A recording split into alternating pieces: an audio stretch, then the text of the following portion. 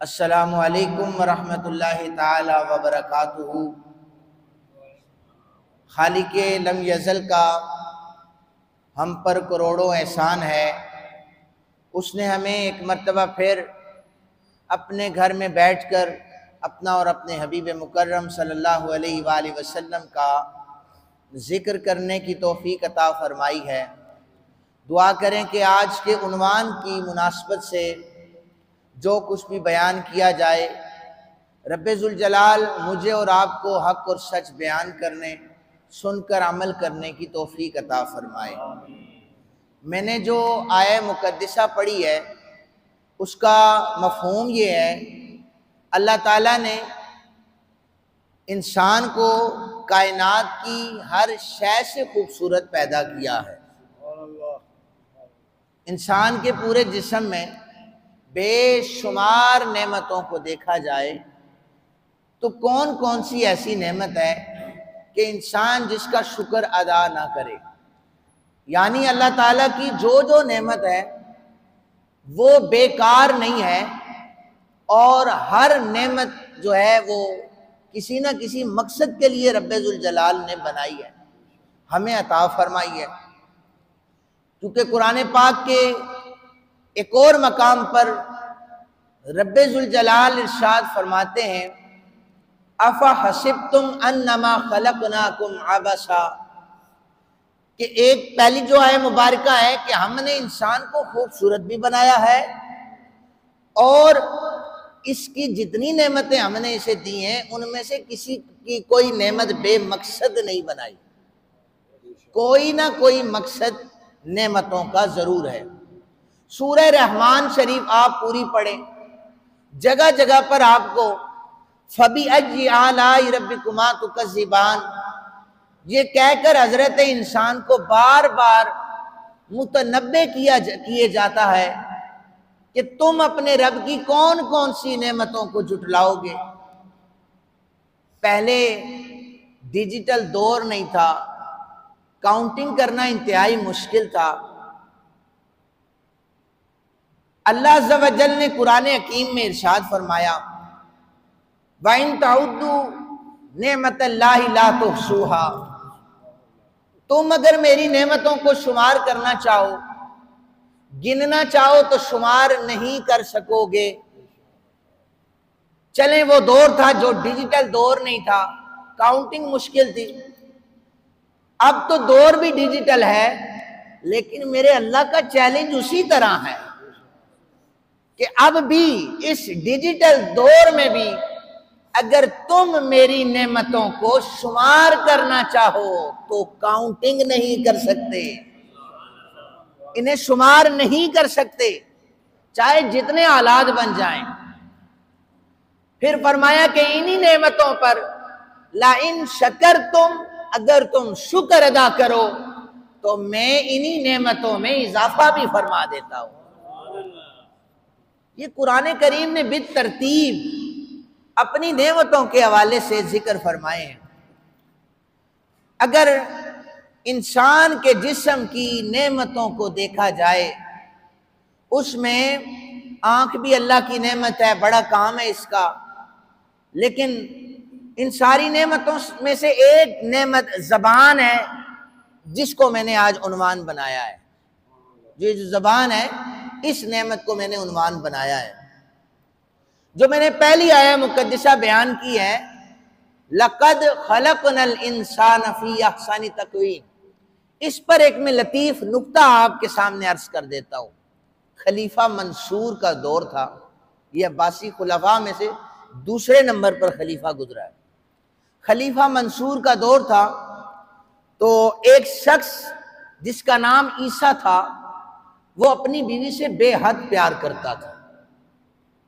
اس نے ایک دن پیار میں اپنی بیوی سے یہ کہا کہ اگر تم چاند سے زیادہ خوبصورت نہیں ہو نا تو تمہیں میری طرف سے طلاق ہے۔ اس نے جملہ کہا، بیوی پریشان ہو گئی کہ یہ تو طلاق کی بات کر رہا ہے، کہاں چاند اور کہاں میں، چاند تو خوبصورت ہے نا زیادہ، تو لہذا مجھے طلاق ہو چکی ہے۔ ساری رات وہ بیوی سو نہ سکی، بستر الگ ہو گیا اور پریشانی میں صبح ہوئی تو خلیفہ منصور کے پاس چلی گئی، رونے لگی کہ میرے شوہر نے جو مجھے بڑا پیار کرتا تھا یہ جملہ بولا ہے کہ اگر تو چاند سے زیادہ خوبصورت نہیں ہے تو تجھے طلاق ہے، تو میں کہاں اور چاند کہاں، وہ اتنا نور ہے اس میں، تو طلاق ہو گئی ہے۔ منصور پریشان ہو کر علماء کو بلا رہا ہے، فقہا کو بلا کر مسئلہ پوچھ رہا ہے۔ فوراً سے بعض اوقات بڑے بڑے فقہا کے ذہن میں بھی مسائل نہیں ہوتے، چونکہ علم بڑا وسیع ہے۔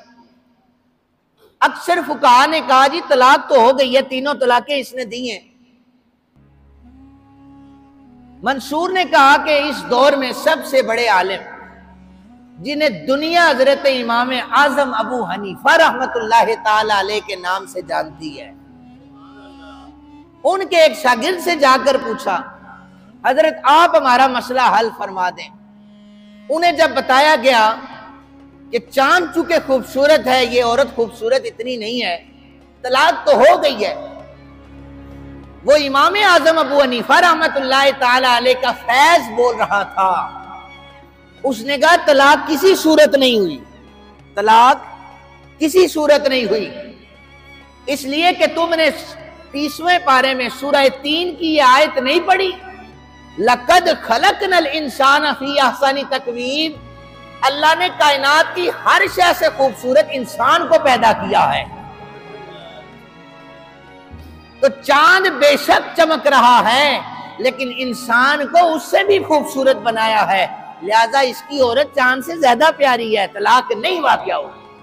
سارے علماء اس پر متفق ہیں۔ تو اس لیے حضرت انسان کو اللہ تعالیٰ نے خوبصورت پیدا کیا ہے، اسے شکر ادا کرنا چاہیے کہ رب ذوالجلال نے اسے اتنی نعمتوں سے نوازا ہے۔ ثم لتسألن یومئذ عن النعیم، پھر اللہ تعالیٰ ہر نعمت کے بارے میں میرے سے آپ سے سوال کرے گا، یہ نعمتیں دی تھی کس طرح انہیں استعمال کرتے رہے ہو، کہاں پر استعمال کرتے رہے ہو، یہ سوالات بھی ہوں گے اللہ رب ذوالجلال کی بارگاہ میں سے۔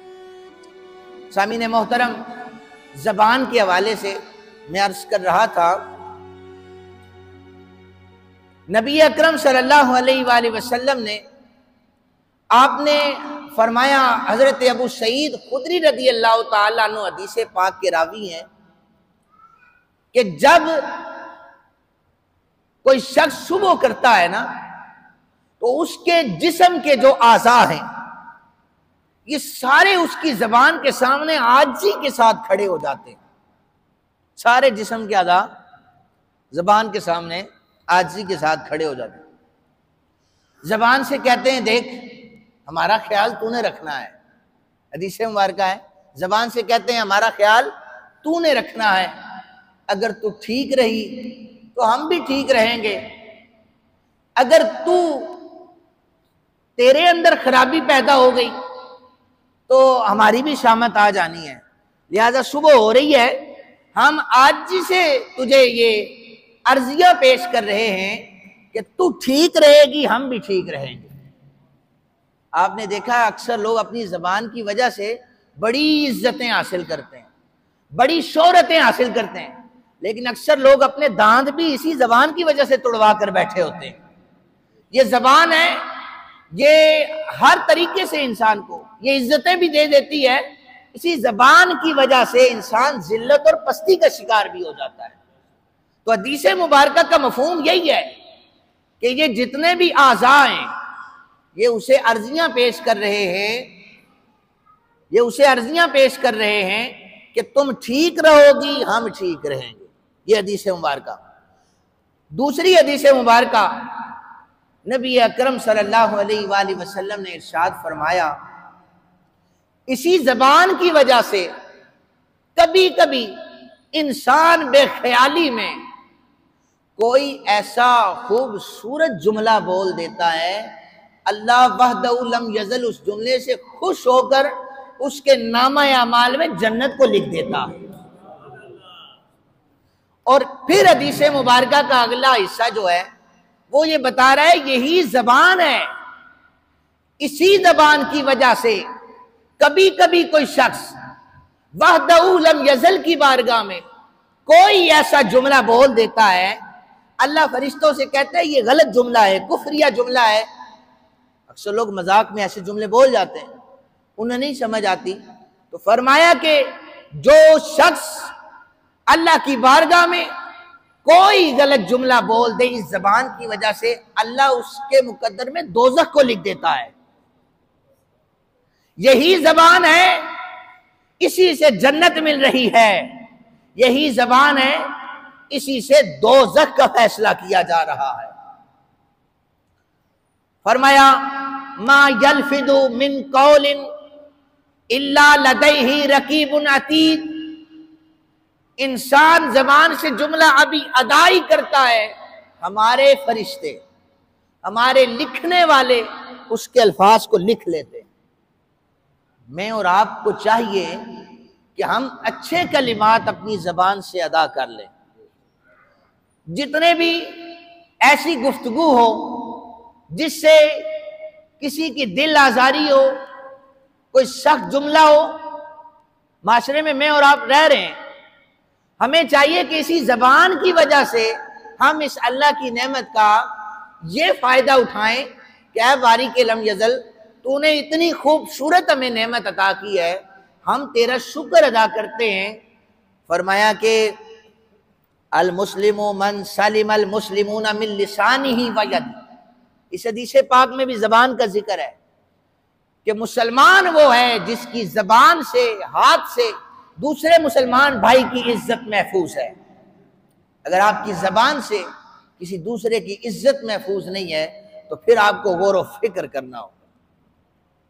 ایک آپ کو روایت سناتا ہوں کہ اس زبان کی وجہ سے، اس گفتگو کی وجہ سے، اس کے سلیقے کی وجہ سے کس طریقے سے حالات بدل جاتے ہیں۔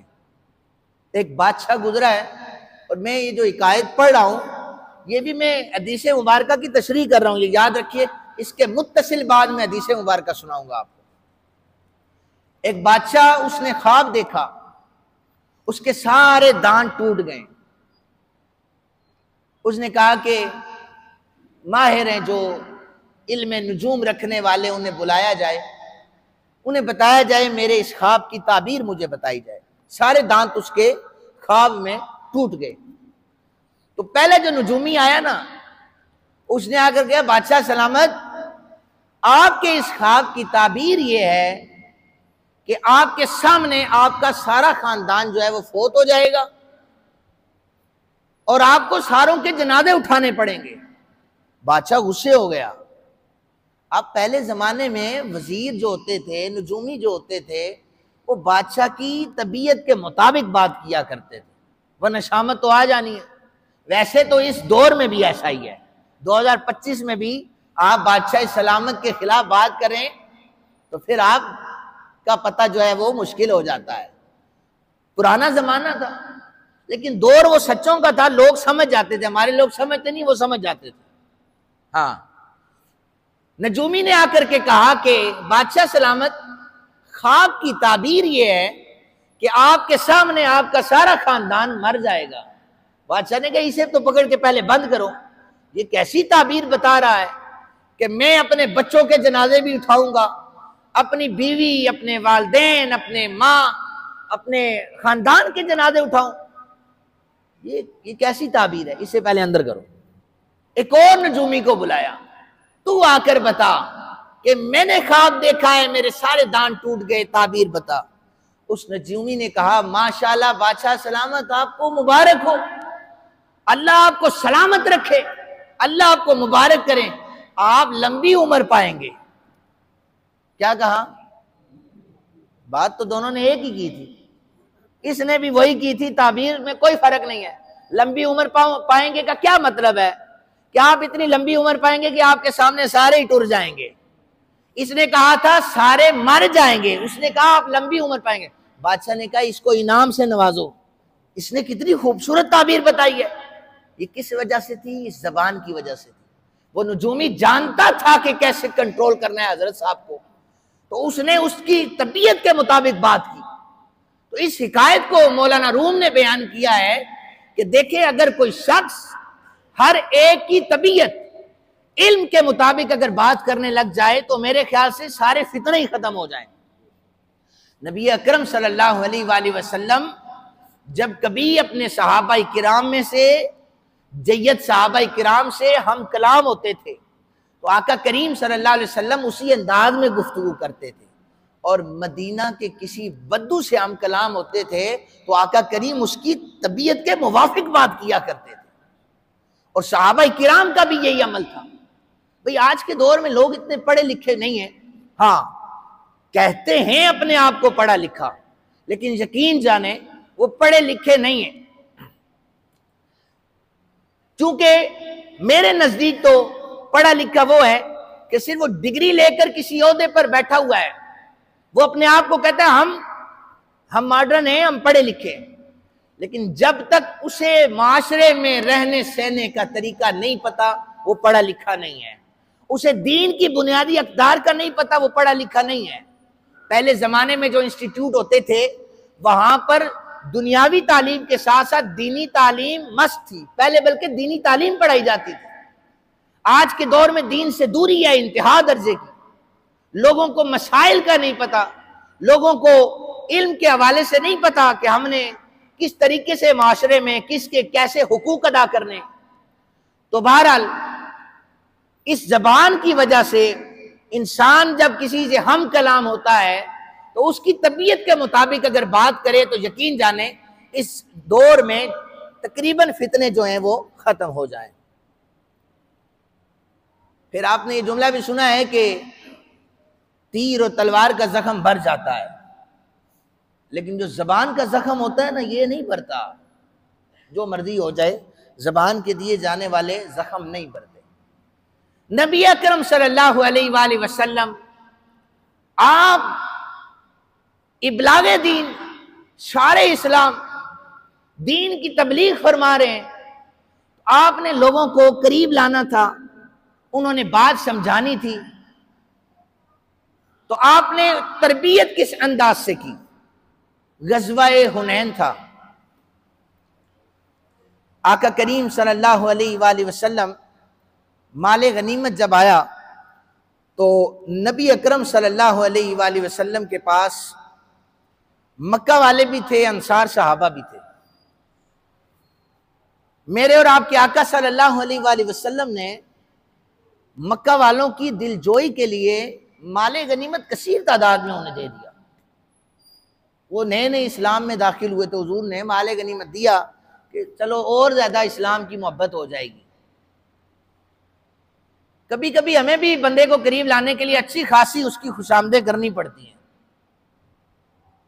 حالانکہ وہ حضرت اس قابل نہیں ہوتے لیکن خوشامد کرنی پڑتی ہے، چونکہ تالیف کل بھی ہمارے سامنے ہوتی ہے۔ مکہ والوں کو مال غنیمت کثیر تعداد میں دیا، انصار نے اعتراض کر دیا، یا رسول اللہ صلی اللہ علیہ وآلہ وسلم ہم اتنی خدمات اور یہ مکہ والوں کو مال غنیمت زیادہ دیا آپ نے۔ وہ مال غنیمت اصل میں مسئلہ یہ تھا کہ میں اس دن بھی درس میں عرض کر رہا تھا، مال غنیمت میں لونڈیاں ملا کرتی تھی، گھوڑے، اونٹ، تو اس لیے کئی تو عیسائی بھی آ کر کہتے تھے کہ ہم آپ کا ساتھ دیں گے، ہمیں مال غنیمت میں سے حصہ ضرور دینا۔ تو حضور نے فرمایا نہیں، پہلے تم میرے اللہ پر اور مجھ پر ایمان لے کے آؤ گے پھر مال غنیمت ملے گا، میں تمہیں مال غنیمت دے دوں بھائی۔ تو مال غنیمت کا بڑا تگڑا حصہ دیا جاتا تھا۔ تو حنین کے میدان میں جب مکہ والوں کو مال غنیمت زیادہ ملا، انصار کا اعتراض تھا، نبی پاک صلی اللہ علیہ وآلہ وسلم غصے میں آ گئے۔ آپ نے آ کر ایک خطبہ ارشاد فرمایا، لیکن آپ اس خطبے کے اس پہلو کو دیکھیں کہ کس طریقے سے نبی پاک صلی اللہ علیہ وآلہ وسلم نے انہیں سمجھایا۔ حضور نے فرمایا کہ اے انصار، تم یہ کہہ سکتے ہو کہ جب مجھے شہر بدر کیا گیا تو تم لوگوں نے مجھے پناہ دی تھی، کہہ سکتے ہو نا؟ اب صحابہ کرام شرمندہ تھے، یہ نبی پاک صلی اللہ علیہ وسلم غصے میں کیسی باتیں فرما رہے ہیں، غصہ فرما رہے ہیں کہ تم کہہ سکتے ہو جب میں شہر بدر کیا گیا تم نے مجھے سہارا دیا تھا، تم یہ بھی کہہ سکتے ہو کہ جب مجھ پر پتھر برسایا کرتے تھے طائف کے لوگ، تم لوگوں نے مجھے بچایا تھا، کہو۔ سارے خاموش بیٹھے۔ حضور نے فرمایا کہ تم یہ کہہ سکتے ہو کہ جب میں اللہ کے دین کے ابلاغ کے لیے علم جہاد بلند کرتا تھا، میرے ساتھ چلنے والے تم ہوا کرتے تھے، کہو نا ہم نے بڑا ساتھ دیا آپ کا، ہم آپ کا بڑا ساتھ دیتے ہیں، ہم آپ کے ساتھ چلتے ہیں، ہم نے آپ کو کھانا دیا، ہم نے آپ کو شہر میں رہنے کی جگہ دی، ہم نے آپ کے لیے جہاد کیا۔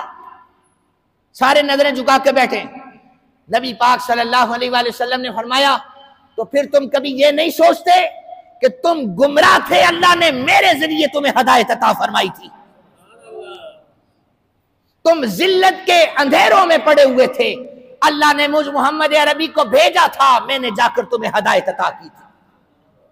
تم امیر تو نہیں تھے، جنگیں لڑ لڑ کر مال غنیمت دے کر میری وجہ سے اللہ نے تمہیں غنی بنا دیا ہے۔ اب حضور نے فرمایا سنو انصار، آج تم کہتے ہو مکہ والے زیادہ لے گئے اور تمہارے پاس کچھ نہ بچا، آج میں عبداللہ کا در یتیم یہ اعلان کر رہا ہوں، کیا مکہ والے مال لے جائیں، مکہ والے سورج چاند لے جائیں، تم پسند نہیں کرتے کہ اللہ کا رسول تمہارے درمیان ہو؟ انصار تھے، حضور سے محبت کرتے تھے، ان کی نظریں جھکی ہوئی تھی، شرمندہ ہو گئے۔ نبی پاک صلی اللہ علیہ وسلم کا خطاب جو سخت تھا، حضور نے فرمایا مکہ والوں کو مال دے دیا ہے، مجھ سے پیار کرتے ہو یا رسول اللہ؟ کیوں نہیں کرتے، جانے کو۔ حضور نے فرمایا انہیں مال دیا ہے، تمہارے پاس اللہ کا رسول موجود ہے، یا رسول اللہ ہماری جانیں بھی آپ پر قربان۔ سارے خوش ہو کر چلے گئے، ہمیں مال کی ضرورت نہیں ہے، ہمیں اللہ کے رسول کی ضرورت ہے۔ اب یہ تھا زبان، یہ تکلم، انداز تکلم تھا کہ نبی پاک صلی اللہ علیہ وسلم نے اپنی عاجزی کو بھی سامنے رکھا، اپنے ماضی کے حالات کو بھی سامنے رکھا، اور پھر ان کی باتوں کو بھی سامنے لے کے آئے، اور آخر میں آقا کریم صلی اللہ علیہ وسلم نے اپنی محبت کا اظہار فرمایا۔ صحابہ خوش ہو کے چلے گئے، ہمیں مال نہیں چاہیے، ہمیں لونڈیوں کی ضرورت نہیں ہے، ہمیں جانوروں، تلواروں، ہتھیاروں کی ضرورت نہیں ہے، ہمیں تو اللہ کے رسول کی ضرورت ہے۔ صحابہ کہتے ہیں ہم تو ایک نظر حضور پر دیکھے نا تو ہمارا تو دن نہیں گزرتا تھا، ہمیں نہیں چاہیے کوئی مال، ایک نگاہ کملی والے آقا کریم صلی اللہ علیہ وآلہ وسلم پر نہ پڑے ہمارا دن اچھا نہیں گزرتا تھا۔ اور میں نے حدیث مبارکہ سنائی تھی کہ احد میں ایک عورت کے خاوند کو، بیٹوں کو، بھائیوں کو، سب کو شہید کر دیا گیا، والد کو۔ اسے لوگ بتا رہے ہیں تو پریشان ہے، تیرا والد چلا گیا، تیرے بچے چلے گئے، اور تیرے بھائی چلے گئے، تیرا خاوند چلا گیا، سب کی میتیں سامنے پڑی ہیں۔ کہنے لگی ہو مجھے کسی کی ضرورت نہیں ہے، مجھے یہ بتاؤ میرے آقا لجپال ٹھیک ہے؟ جب اس کی نگاہ پڑی نا کملی والے آقا کریم صلی اللہ علیہ وآلہ وسلم پر، اس نے کہا لجپال ٹھیک ہے نا؟ قدموں میں جا کر گر گئی، حضور کا پلو جا کے پکڑ لیا۔ آقا اللہ کی عزت کی قسم ہے، اگر آپ ٹھیک ہے کائنات کی کوئی مشکل میرے پاس نہیں آ سکتی۔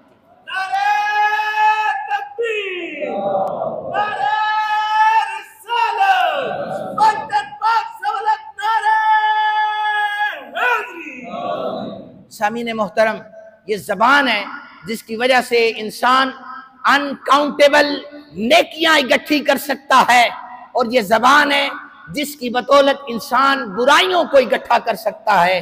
اس لیے سب لوگوں کو اللہ نے زبان دی ہے، اس کے استعمال کو درست کریں۔ اللہ تعالی ہم سب کو عمل کی توفیق عطا فرمائے۔ وما علیہ